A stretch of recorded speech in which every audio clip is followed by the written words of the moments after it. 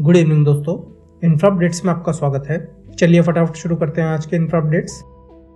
पहली खबर की बात करें तो पहली खबर आ रही है उड़ीसा से। तो दोस्तों आप लोगों को याद होगा कि मैंने आप लोगों को 20 जनवरी को इंफ्रा अपडेट्स के 44th वीडियो में बताया था कि उड़ीसा के राउरकेला में कंस्ट्रक्ट किए जाने वाले इंडिया के सबसे बड़े हॉकी स्टेडियम का कंस्ट्रक्शन जल्दी शुरू होने वाला है। तो दोस्तों इस हॉकी स्टेडियम से रिलेटेड अभी अपडेट आ रहा है कि कल उड़ीसा के चीफ मिनिस्टर श्री नवीन पटनायक जी ने इस स्टेडियम का शिलान्यास किया और साथ ही साथ ये भी अनाउंस किया कि इस स्टेडियम का नाम बिसरा मुंडा इंटरनेशनल हॉकी स्टेडियम रखा जाएगा। दोस्तों इस स्टेडियम की बात करें तो इस 20,000 लोगों की सिटिंग कैपेसिटी वाले स्टेडियम को राउरकेला के Biju Patnaik university of technology के कैंपस में अप्रॉक्स 15 एकड़ लैंड में कंस्ट्रक्ट किया जाएगा और स्टेडियम में वर्ल्ड क्लास फैसिलिटीज के साथ साथ पार्किंग एरिया, हॉकी प्लेयर्स के लिए अकोमोडेशन फैसिलिटी और वर्ल्ड कप के लिए रिक्वायर्ड बाकी इंफ्रास्ट्रक्चर को भी कंस्ट्रक्ट किया जाएगा। दोस्तों उड़ीसा के चीफ सेक्रेटरी श्री सुरेश मोहपात्रा जी ने बताया कि कंप्लीट होने के बाद यह इंडिया का सबसे बड़ा हॉकी स्टेडियम होगा और इस स्टेडियम के कंस्ट्रक्शन को 1 साल में कंप्लीट किया जाना है ताकि 2023 में होने वाले वर्ल्ड कप से पहले स्टेडियम को रिक्वायर्ड अप्रूवल्स मिल सकें। दोस्तों इस स्पोर्ट फैसिलिटी की मदद से उड़ीसा के टैलेंटेड स्पोर्ट्स पर्सन को आगे बढ़ने में मदद मिलेगी जो कि फ्यूचर में इंडिया के लिए ओलंपिक मेडल्स जीत कर लाएंगे।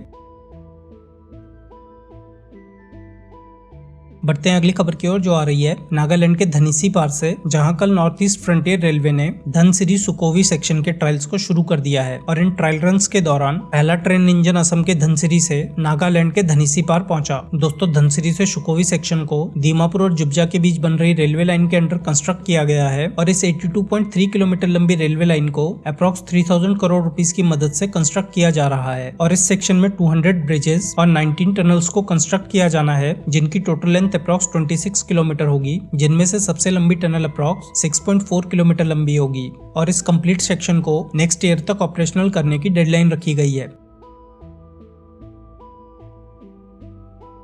बढ़ते हैं अगली खबर की ओर जो आ रही है औरंगाबाद से, जहां एयरपोर्ट के पैसेंजर और एयरक्राफ्ट की सेफ्टी को इंश्योर करने के लिए एयरपोर्ट अथॉरिटी ऑफ इंडिया ने एयरपोर्ट में नए मोनोपल्स सेकेंडरी सर्विलांस रडार को इंस्टॉल कर दिया है। दोस्तों इस हाईटेक रडार की मदद से हायर एल्टीट्यूड के ट्रैफिक को मैनेज करने में मदद मिलेगी। साथ ही साथ इस सिस्टम की मदद से फ्यूचर में नेशनल और इंटरनेशनल फ्लाइट्स के इनबाउंड और ओवरफ्लाइंग एयर ट्रैफिक को भी मैनेज करने में मदद मिलेगी। दोस्तों एयरपोर्ट अथॉरिटी के ऑफिशियल्स ने बताया कि मोनोपल्स सेकेंडरी सर्विलांस रडार की मदद से एयर ट्रैफिक को मैनेज करने में मदद मिलेगी। साथ ही साथ इस सिस्टम की मदद से रडार डाटा को बाकी सिटी में मौजूद एयर ट्रैफिक मैनेजमेंट सिस्टम के थ्रू भी एक्सेस किया जा सकता है, जिसकी मदद से एयर ट्रैफिक को स्मूथली और सेफली मैनेज करने में मदद मिलेगी।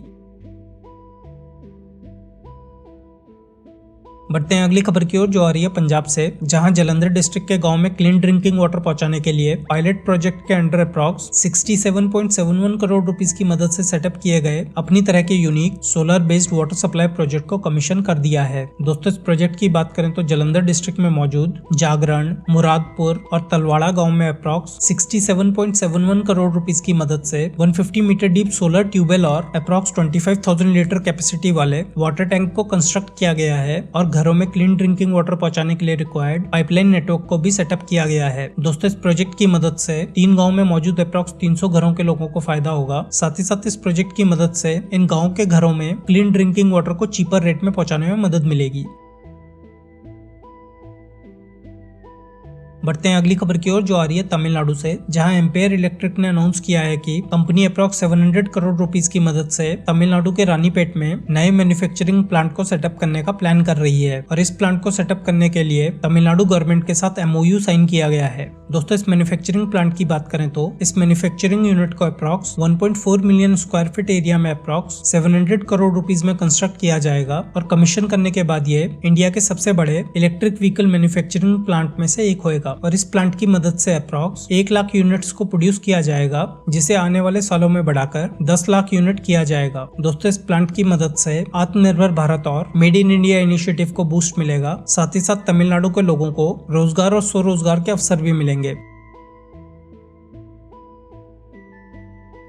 बढ़ते हैं अगली खबर की ओर जो आ रही है उड़ीसा से, जहां जगन्नाथपुरी के आसपास के एरिया को रिडेवलप करने के लिए जगन्नाथ टेम्पल मैनेजमेंट कमेटी ने अप्रॉक्स 800 करोड़ रुपीस के हेरिटेज कॉरिडोर प्रोजेक्ट को अप्रूव कर दिया है। दोस्तों इस प्रोजेक्ट की बात करें तो इस प्रोजेक्ट को 3200 करोड़ रुपीस के augmentation of basic amenities and development of heritage and architecture at Puri scheme के अंडर इम्प्लीमेंट किया जाना है, जिसके अंडर जगन्नाथ मंदिर की बाउंड्री वॉल के अराउंड 75 मीटर कॉरिडोर को डेवलप और ब्यूटीफाई किया जाना है और 6000 लोगों की कैपेसिटी वाले रिसेप्शन सेंटर को सेटअप किया जाना है और श्रद्धालुओं के लिए free electric vehicle service provide करने के लिए रिक्वायर्ड इंफ्रास्ट्रक्चर को भी डेवलप किया जाना है। साथ ही साथ श्रद्धालुओं के लिए हेरिटेज कॉरिडोर के अलोंग ड्रिंकिंग वाटर फैसिलिटी और वॉशरूम्स को भी कंस्ट्रक्ट किया जाना है। दोस्तों, इस प्रोजेक्ट की मदद से जगन्नाथ मंदिर के श्रद्धालुओं के लिए फैसिलिटी को इम्प्रूव करने में मदद मिलेगी। साथ ही साथ इस प्रोजेक्ट की मदद से उड़ीसा के टूरिज्म को बूस्ट करने में मदद मिलेगी।